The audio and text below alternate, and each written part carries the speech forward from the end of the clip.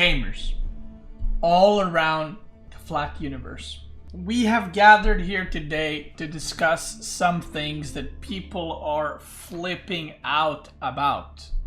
So, I like making tier lists, right? I think you guys enjoy them. I like to discuss the civs and I like to order them, and I think that's cool and it's a cool video and everyone enjoys those. But recently, too many people are taking them too literal, in the sense of, I always try and say when I make these videos, this is for high level.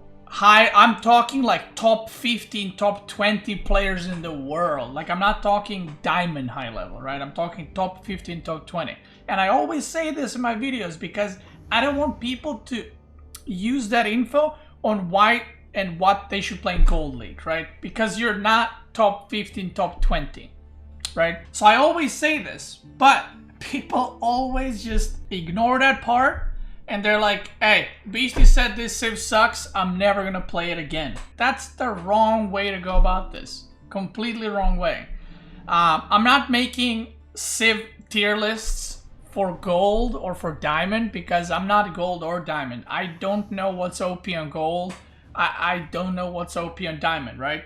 What I can do is make a civ list for high level. But that doesn't mean that you can play whatever you want at your level. That doesn't mean that civs that you play suck or that they're unplayable or whatever, right? So I want to show you a couple of things. Like we've had a lot of posts recently, like win rates and 1v of balance. This one is somewhat positive kind of post. Then we got why is Abbasid's win rate so low at a high level? By the way, at a high level is plat and above. That is not high level, okay? That is not high level. That is a massive skill. Plat and Diamond and Plat and Conqueror 3 and Plat and Pro Game, that's a massive difference, right? That it's not the same thing, guys. Then there's just a lot of posts that are just like, this civ is OP, I'm quitting this civ, look at this win rate, and people are way too much focused on the win rates, and people should focus more on what you enjoy playing. So, I'll give you an example. I've said in one of my recent videos, right, that HRE is one of the best civs, and I think it needs a nerf for high level play, right?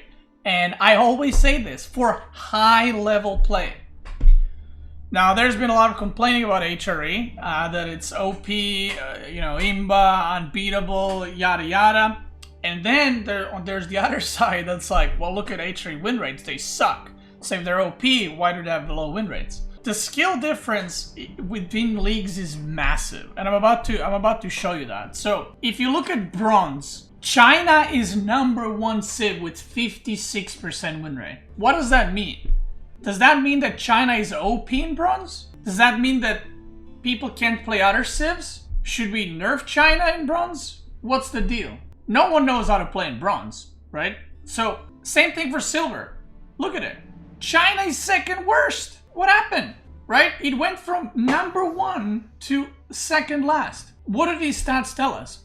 That both bronze and silver are not playing civs to their full potential, so balancing the game off of these stats is kind of pointless. Now the question is, where is that point where you can say, okay, this is OP, this should be changed, right? Because you can't only look at top 20 players. A lot of people mistake how easy something is to play with balance, right? So for example, I think French is a really strong civ. I don't think it's a top 2 or top 3 civ even. I think that the reason French dominates at low levels is because it's way easier to play than other civs. Way easier. Like, if you compare French to Mongols or to Delhi or to China, French is way easier, right? And that's just the facts. And they're very powerful. So, mixed with those two, they're pretty good civ, and they're easier to play. The win rates, as you go up, will get more and more dominated by French. Look at that, already in gold, 54% win rate. HRE obviously had a massive surge in playability. You can see most games played from all the civs are HRE. But like I said, where's the cutoff where you say, okay, this is the thing. Look, English is suddenly second in platinum. From gold to plat, English suddenly second. Holy Roman goes down. If you look at diamond, French is first, English is second, Mongol is third. the reason why these two are first, in my opinion, are because they're easy to play. A lot of people play them. They have a crazy amount of played games. And Mongols, they do tower rush, and people still, I think, don't know how to effectively deal with them. And that's it, right? Does this mean that Mongols are OP and they should be nerfed? No. It's very hard to balance the game, I think, at lower levels, because a lot of it comes down to how difficult something is to play. And one civ that has abysmal win rate across all leagues up to like pro level is Delhi. And most of the people that I've talked to, like from my chat, just say that Delhi is really hard to play because there's a lot of things you gotta do, right? But if Delhi was somehow made easier to play, it would skyrocket as one of the best civs in lower leagues, right? So it's very hard to balance the game for developers where they nerf something for top level, but it doesn't affect the low levels, right? You gotta be very careful with what changes you make, right? In order to make that happen. I think, again, personal opinion, that the reason why English and French are even this high is because they're easier to play than other civs. If you mess up against English or French early on, you lose a couple of villagers, you're dead, right? But if you manage to deflect that, their civ win rates drops off quite heavily. And there's also, on AoE 4 World, you have the win rates here. Win rate over game length. So you can see 15 to 20 minutes, French has above 60% win rate. And then the moment that passes, it just fucking plummets, right? And you can see there's some points where most likely like upgrades finish for knights or whatever. Same thing for English. It does pretty well, it goes down, and then if it reaches late game, it wins more and more. The problem is, in lower leagues, most players lose the games early or tilt or lose too many villagers, and French is dominant for that reason. Now, why am I talking about all of this? I think people are taking stats too literal, right? I'm assuming most of you guys watching this, you're playing for fun, right? You're not playing to become a pro gamer, you're playing for fun. And I feel like recently there's been this just obsession with win rates. So sometimes people open like this and they're like, okay, let me check high level play. Diamond and up. This is diamond and up. And they say, Holy Roman is last, that civ sucks. Right? Oh, Mongol is second, but Beastyqt said it sucks, so what gives? Diamond and up, guys, is massive. Just massive skill difference. In season 1, I beat 2 diamond players alone. Okay? So just to give you a perspective on things. The skill from like Diamond 1, Diamond 2, Diamond 3, Conquer 1, Conquer 2, Conquer 3, and then Pro level is massive. So looking at the stats, Diamond and up, is like, it's such a massive pool of different skill levels that you can't really look at it and be like, okay, that's how it is, and that's it. Now, people can play whatever they want, but recently, there's been a lot of people quitting. They see like China 48%, HRA 46%. They're like, yeah, I'm not gonna play that civ anymore. It sucks. Guys, these win rates don't matter at all unless you're at the tippity top level. It will not affect your gameplay at all. Play whichever civ you like. Play what you enjoy. Don't worry about what percentage each civ has. Like, it's irrelevant. And even at the top level, the differences are small. Like, for example, in my recent tier list, I put Mongol as like last. That doesn't mean I will never pick those civs, right? It just means that overall, on all the maps, I would probably pick them the least. Maybe that's the map, maybe that's me not liking those civs, whatever the reason is. That doesn't mean that you shouldn't play them. Another thing I want to mention, and I said this during the civ videos, the tier lists I make are for pro play on tournament maps. Tournament maps have 4 lakes, they have Frisian marches, they have the new maps that we're testing out, and all those maps have water in them. And HRE is really fucking good civ on water maps because you can get to Castle and Imperial so fast. China is really good on water maps. French is okay, right? English pretty bad. Not pretty bad, but it's not that great at water maps. Rus at a pro level with the water maps is insane. On ladder, it's good. Nothing special, right? That's something that people, I feel like, also don't consider when I talk about like civ tier lists. The map that we play in tournaments are very different than what other people play. I try to make a Civ tier list where it's somewhat combined, but you can't really combine them, right? And I realized that because the maps are just really, really different. So I think at the pro level, for example, a lot of players, even though that's supposed to be like clear sign which civ is better, which civ is worse, what we see now is a lot of players play civs that I personally don't think they're good, but they are doing really well with it because it fits their style, it fits their way of thinking. It doesn't work with me, but it works with them. So even at the tippity top where everything matters, we also see that it doesn't really matter in the grand scheme of things. There are a couple of civs that are very much repeating over and over, and they're played, and they are strongest civs. That's why they're being played. But it's not like English or Mongols never get picked, right? And I'll give you guys an example from tournaments. So this is a monthly Red Bull Road to Walla monthly finals for July. I couldn't play in these because I'm qualified for Red Bull tournament, but I want to show you win rates and kind of show you on a smaller sample that you can always nitpick and you can always say a civ is bad or a civ is good. What I'm trying to say is what matters is what you like playing, and you can make it work. Trust me when I say this, right? I'm someone who has many, many hours in this game. You are not losing your games in bronze, silver, gold, platinum, diamond because of a civ, okay? You're not losing because of a matchup. There's always something you can do. Even at the top level, I would say one of the matchups that it feels borderline impossible is Delhi versus HRE from Delhi side to win at a high level. But at any other level, you can probably still win it, right? So let's look at the win rates. You can see which civs are played the most in this July monthly finals. Rus 18, Delhi 12, Abbasid 11, French 12. Now some people might say, so HRE is OP but only 8 games played? People don't consider that HRE was banned a lot of the times. People don't consider that Delhi would have had higher win rate, or higher pick rates, alright? But it was banned a lot of the times. No one's banning, almost no one's banning fucking Mongols, right? No one's banning China. People are banning civs that are considered strong. So it's already skewing the stats, right? Then you have the player preference. Then you have the fact that us 5-6 that are qualified are not playing, that we might have, I'm the guy that plays HRE a lot. And if I played HRE, would have higher win rate, perhaps, right? So if you look here, you see that Mongol, second highest win rate, right? And if you just look at this, you're like, man, Mongol is... Why are people saying Mongol is really good? 67% win rate? That's pretty good. Yeah, out of 3 games. What does that mean? It means shit, right? Does this, Rus 44, does that mean Rus is shit?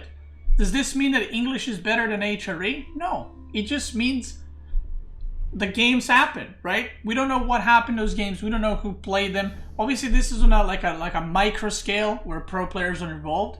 But what I'm trying to say is, even at the top level, if you ask players, do you consider HRE a strong civ? Everyone's going to say it's really, really fucking good. No one's going to say it's the last civ. If you look at weekly number 3, Chinese had the highest win rate. No one's banning China in tournaments. Abbasid had second highest. No one's banning Abbasid. It's just how it is. Look at Mongols.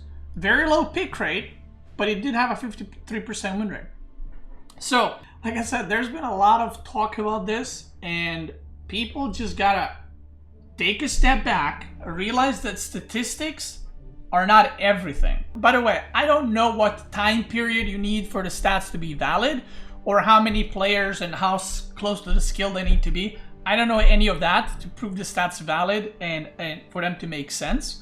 But if you would look over 5 years and HRE had 40% win rate, yeah, you can probably say HRE sucks, right? Over time, over the past 5 years, HRE has sucked with 40% win rate. But these win rates, by the way, they're already different than when I made the Civ tier list and when I was reacting to win rates. They're already different because another thing that people don't consider is HRE was one of the least played civs in the last patch. Even in the previous patches, it was one of the least played civs. So now when HRE got buffed, people heard it's OP.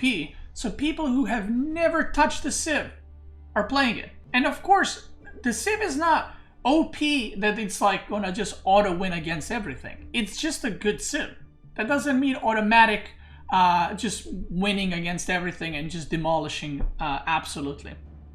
Now, another thing I want to point out is this. If you open HRE, any rank level, HRE has 49.9% win rate, right? This is any level from bronze to conqueror. And some people will look at this and say, well, to me it seems balanced, right? Because it's 49.9%. But if you really want to go into it, HRE has positive win rate against any civ except French, that is the most played civ after HRE, and French is destroying it. If you would remove French, HRE overall would have, I don't know exact number, 53-54% win rate. Now, does that mean it's OP and unbeatable? No, it just means it's a good civ, right? And that's what a lot of people fail to realize.